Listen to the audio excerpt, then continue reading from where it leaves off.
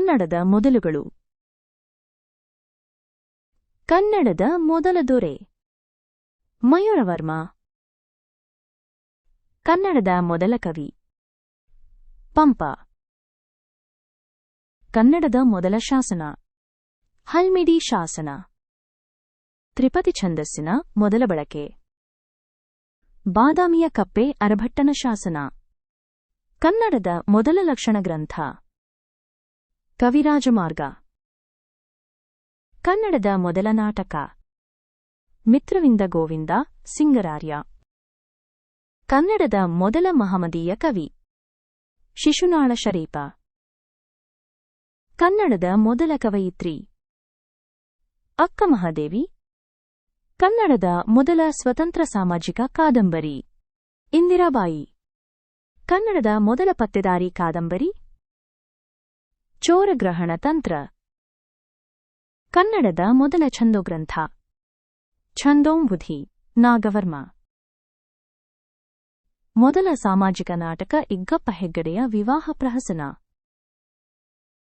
ಕನ್ನಡದ ಮೊದಲ ಜ್ಯೋತಿಷ್ಯ ಗ್ರಂಥ ಜಾತಕ ತಿಲಕ. ಕನ್ನಡದ ಮೊದಲ ಗಣಿತಶಾಸ್ತ್ರ ಗ್ರಂಥ ವ್ಯವಹಾರ ಗಣಿತ. ಕನ್ನಡದ ಮೊದಲ ಕಾವ್ಯ ಆದಿಪುರಾಣ. ಕನ್ನಡದ ಮೊದಲ ಗದ್ಯಕೃತಿ ವಡ್ಡಾರಾಧನೆ. ಕನ್ನಡದಲ್ಲಿ ಮೊದಲು ಅಚ್ಚಾದ ಕೃತಿ A grammar of the Kannada language. ಕನ್ನಡದ ಮೊದಲ ಪತ್ರಿಕೆ ಮಂಗಳೂರು ಸಮಾಚಾರ. ಹೊಸಗನ್ನಡದ ಶಬ್ದವನ್ನು ಮೊದಲು ಬಳಸಿದವರು ಚಂದ್ರರಾಜ. ಕನ್ನಡದಲ್ಲಿ ಮೊದಲು ಕಥೆ ಬರೆದವರು ಪಂಜೆಮಂಗೇಶರಾಯರು.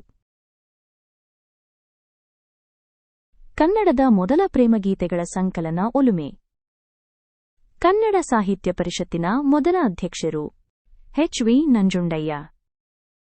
ಕನ್ನಡದ ಮೊದಲ ಸ್ನಾತಕೋತ್ತರ ಪದವೀಧರ ಆರ್. ನರಸಿಂಹಾಚಾರ್. ಕನ್ನಡದ ಮೊದಲ ವಚನಕಾರ ದೇವರದಾಸಿಮಯ್ಯ. ಹೊಸಗನ್ನಡದ ಮೊದಲ ಮಹಾಕಾವ್ಯ ಶ್ರೀರಾಮಾಯಣ ದರ್ಶನಂ. ಪಂಪ ಪ್ರಶಸ್ತಿ ಪಡೆದ ಮೊದಲ ಕನ್ನಡಿಗ ಕುವೆಂಪು. ಕನ್ನಡದ ಮೊದಲ ಕನ್ನಡ ಇಂಗ್ಲಿಷ್ ನಿಘಂಟು ರಚಿಸಿದವರು ಆರ್. ಎಫ್. ಕಿಟಲ್. ಕನ್ನಡದ ಮೊಟ್ಟಮೊದಲ ಸಂಕಲನ ಗ್ರಂಥ ಸೂಕ್ತಿ ಸುಧಾರ್ಣವ. ಮೊದಲ ಅಖಿಲ ಭಾರತ ಕನ್ನಡ ಸಾಹಿತ್ಯ ಸಮ್ಮೇಳನ ನಡೆದ ಸ್ಥಳ ಬೆಂಗಳೂರು 1915. ಕರ್ನಾಟಕ ರತ್ನ ಪ್ರಶಸ್ತಿ ಪಡೆದ ಮೊದಲ ಕವಿ ಕುವೆಂಪು. ಕನ್ನಡದ ಮೊದಲ ವಿಶ್ವಕೋಶ ವಿವೇಕ ಚಿಂತಾಮಣಿ. ಕನ್ನಡದ ಮೊದಲ ವೈದ್ಯ ಗ್ರಂಥ ಗೋವೈದ್ಯ.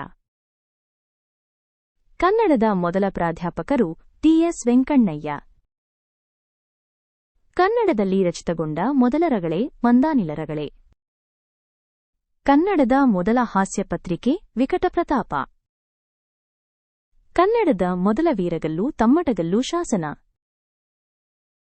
ಕನ್ನಡದ ಮೊದಲ ಹಾಸ್ಯ ಲೇಖಕಿ ಟಿ. ಸುನಂದಮ್ಮ.